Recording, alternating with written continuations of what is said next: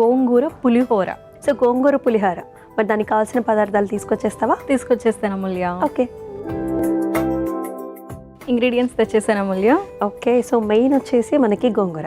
Yes, గోంగూర, అలాగే మనం brown rice తెచ్చుకో, ఉడికించేసుకొని తెచ్చేసుకున్నాం. ఎస్.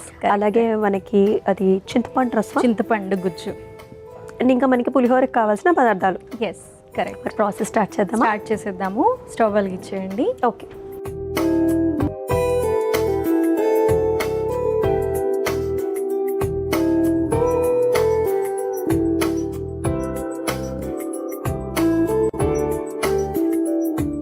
ఓకే, సో ఫస్ట్ వచ్చేసి నేను నువ్వుల నూనె వాడుతున్నాను అనమాట ఇక్కడ. సో నార్మల్గా సో స్పెషల్ అనమాట. స్పెషల్. సో నువ్వులు మనకి టేస్ట్ చాలా బాగా వస్తుంది అనమాట. పులిహోర అనగానే పల్లీలు అండ్ నువ్వులు, రైట్? సో అందుకని నువ్వుల నూనె వాడుతున్నాం. కరెక్ట్.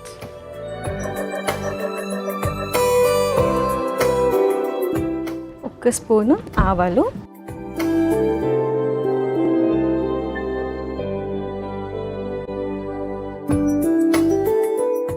అండ్ ఎండుమిర్చి కూడా వేసేద్దాము. ఓకే.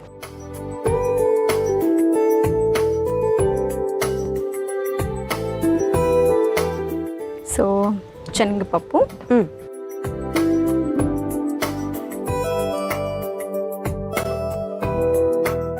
అండ్ పల్లీలు కూడా వేస్తున్నాను. ఓకే.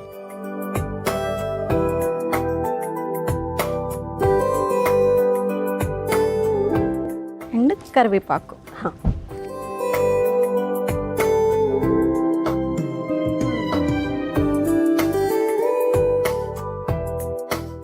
అండ్ మనం స్ట్రెస్ గురించి మాట్లాడుకుంటా ఉన్నాం.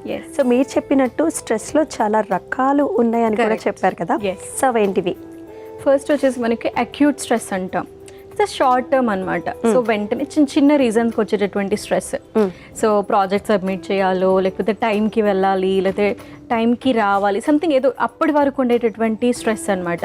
అది మనం ఆ ఇష్యూ అనేది రిసాల్వ్ అయిపోయింది అని అంటే కనుక ఆబ్వియస్లీ స్ట్రెస్ అనేది మనకి పోతుంది. నెక్స్ట్ వచ్చి క్రానిక్ స్ట్రెస్ అంటాము. It's long term stress. ఇది చాలా ఇంపార్టెంట్. నెక్స్ట్ వచ్చేసి సైకలాజికల్ స్ట్రెస్. ప్రతి దానికి కూడా భయపడుతూ ఉంటారు, యాంగ్జైటీ ఫీల్ అవుతూ ఉంటారు. దాని ద్వారా హార్ట్ పాల్పిటేషన్స్ అనేది ఎక్కువగా అయిపోయే ఛాన్స్ ఉంటుంది అనమాట. నెక్స్ట్ వచ్చేసి వర్క్ స్ట్రెస్. సో చాలా కామన్ గా కంప్లైంట్స్ చేస్తారనమాట work stress. Next financial stress. ఇది కూడా చాలా మంది ఇప్పుడు ఎక్కువగా మనం చూస్తే చాలా మంది ఏదో ఒక దాంట్లో ఇన్వెస్ట్ చేసామండి, సో దాని ద్వారా నాకు కొంచెం ఫినాన్షియల్ స్ట్రెస్ ఉంది అని చెప్తూ ఉంటారు. మీరు చెప్తున్నట్టు ప్రతిదీ నిజంగానే ఒక రకం, అంటే ప్రతిదీ వేరువేరుగానే ఉంటుంది. కరెక్ట్. ఏది అన్నిటి పేరు స్ట్రెస్ అయినప్పటికీ కూడా ప్రతిదీ ఒక డిఫరెంట్ ఆలోచన. కరెక్ట్. సో దాని ద్వారా కూడా వాళ్ళు ఎక్కువగా స్ట్రెస్ తీసుకుంటూ ఉంటారనమాట. ఓకే. సో పోపు అయితే రెడీ అయిపోయింది. సో ఇప్పుడు మనం గోంగూర వేసిద్దాము. అలాగే.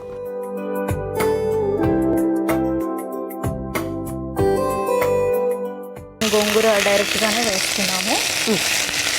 కుక్ అయిపోయిన తర్వాత మనకి సాఫ్ట్ అయిపోతుంది కాబట్టి.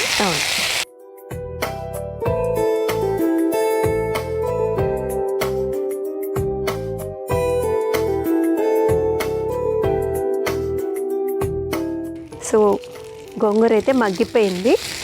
తర్వాత ఏం వేసుకోవాలి? సో నెక్స్ట్ వచ్చేసి మనం చింతపండు గుజ్జు వేసేద్దాము. అలాగే.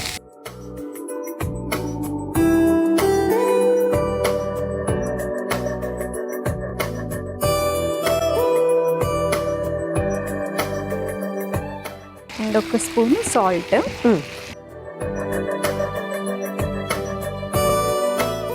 సో పులుపు ఉంటుంది కాబట్టి ఉప్పు పడుతుంది బాగానే. సో మనకి చింతపండు పులిహోర పేస్ట్ తయారు చేసుకుంటే అది కొంచెం నిలవ ఉంటుంది కదా, మరి ఇది ఎన్నాళ్ళు నిలవ ఉంటుంది? ఇందులో మనం గోంగూర వేస్తాం కాబట్టి మాయిశ్చర్ ఎక్కువగా ఉంటుంది అనమాట. సో ఫ్రిడ్జ్లో పెట్టుకుంటే కనుక మనం ఒక 2 days వరకు పెట్టుకోవచ్చు. లేదు అంటే కొంచెం క్వాంటిటీ లాగా చేసుకొని అప్పటికప్పుడు తీసుకోవడమే బెస్ట్. ఓకే. సో తర్వాత ప్రాసెస్ ఏంటి? ఫైనల్గా ఇంగో వేద్దాము. అలాగే. సో మన పులుసు రెడీ అయిపోయింది అనమాట ఇప్పుడు.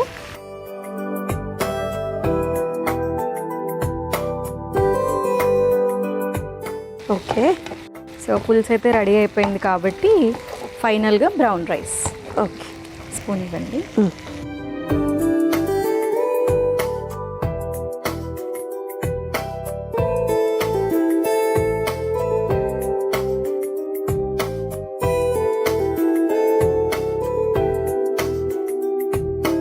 అయిపోయినట్టేనా? ఎస్, అయిపోయినట్టే. సర్వ్ చేసేసుకుందాం. ఓకే.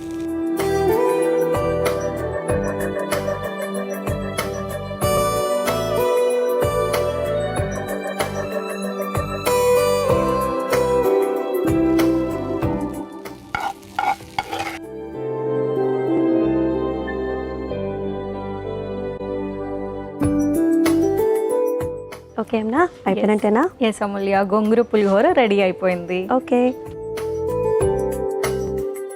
గోంగూర పులిహోర అయితే రెడీ అయిపోయిందండి. మరి దీనికి కావాల్సిన పదార్థాలు అలాగే తయారీ విధానం మరొకసారి మీకోసం. గోంగూర పులిహోరకి కావాల్సిన పదార్థాలు: నువ్వుల నూనె, ఆవాలు, ఎండుమిర్చి, పచ్చిశనగపప్పు, కరివేపాకు, గోంగూర, చింతపండు రసం, ఉప్పు, ఇంగువ, ఉడికించుకున్న బ్రౌన్ రైస్. గోంగూర పులిహోర తయారు చేసుకునే విధానం: ముందుగా స్టవ్ ఆన్ చేసి పాన్లో నువ్వుల నూనె, అందులో ఆవాలు, ఎండుమిర్చి, పచ్చిశనగపప్పు, కరివేపాకు, గోంగూర వేసి మగ్గించుకోవాలి. తర్వాత అందులో చింతపండు రసం, ఉప్పు, ఇంగువ, ఉడికించుకున్న బ్రౌన్ రైస్ వేసి కలిపి కొద్దిసేపు మగ్గించుకొని సర్వింగ్ బౌల్లోకి తీసుకుని సర్వ్ చేసుకుంటే గోంగూర పులిహోర రెడీ.